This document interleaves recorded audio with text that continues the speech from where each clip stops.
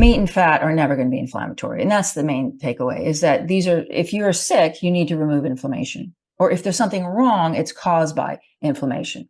So you go back to what the human body evolved to eat, which is animal fat and meat. There's no nutritional value to carbohydrates. Why would we need them? We didn't evolve to have them. There's nothing in our body that runs better on carbohydrates. So why would our hormones? We know very well that they're all made out of peptides, which are proteins, and cholesterol molecules to make steroids. Carbohydrates are a cheap form of energy. It's like diesel gas compared to, I don't know, Tesla batteries, very dirty and smelly and yucky. And you're not doing your endocrine system any favor by eating them. You're definitely not helping your hormones. High cortisol is very inflammatory.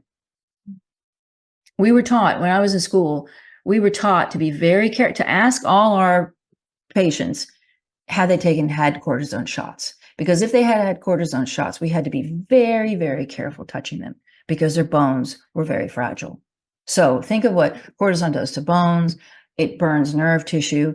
It's inflammatory. So the body doesn't like it. So it will eventually, if you're always running those ultra marathons or fighting people 3 times your size like I did, or, eating lots of carbohydrates, lots of coffee, lots of stimulants, you will have high cortisol levels. And eventually the body will just turn it off. Any kind of stress state, healthy change state, you need a lot of fat, because that is the best.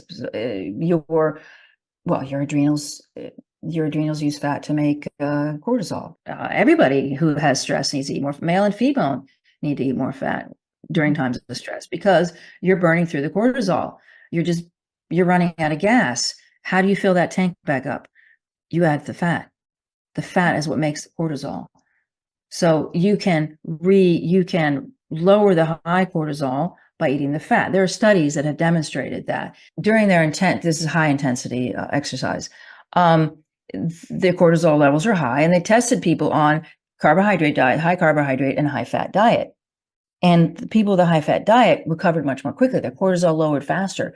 Their muscles, everything recovered much more quickly because the cortisol went down. Mm-hmm.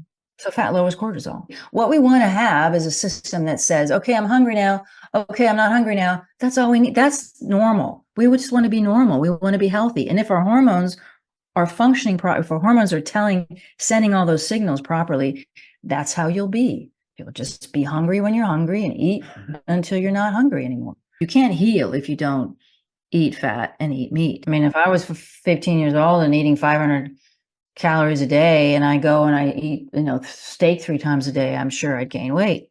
I mean, that's just normal. If you're eating cookies and pancakes, and those things are going to make you sick. But if you start eating steaks, you might gain some weight, just because your body is saying, wow, we finally have what we need to fix your heart, fix your kidneys, fix your brain, all the stuff that we need. And now we can get to work. So let's buy all the materials, go to, I don't know, what's the hardware store there?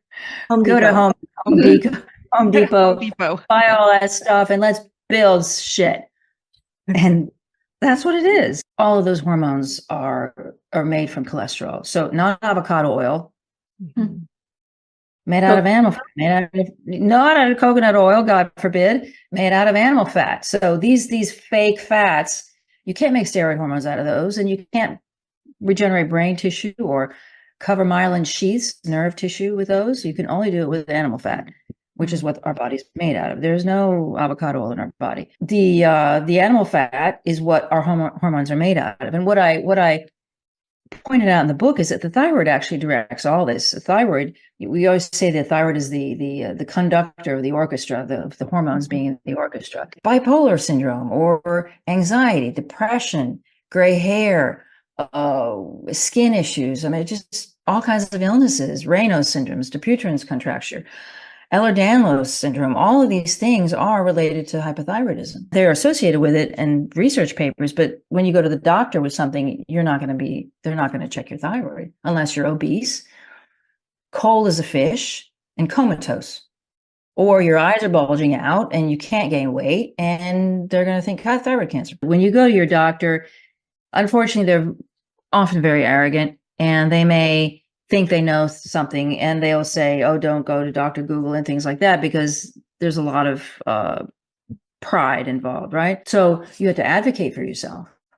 You have to say, this is associated with hypothyroidism. Would you please look into that? I think this is what it is. I mean, when you go to your doctor, you have to say, this is what I think it is.